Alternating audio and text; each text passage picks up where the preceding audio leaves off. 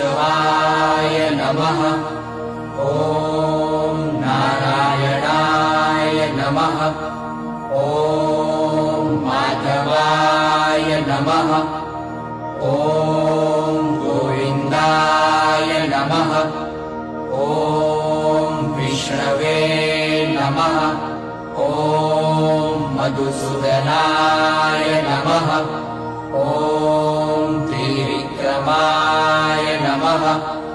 ॐ वामनाय नमः।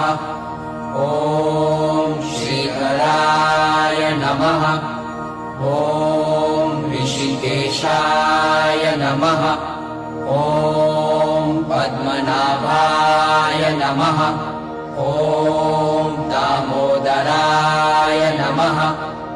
ॐ शङ्कर्षणाय नमः।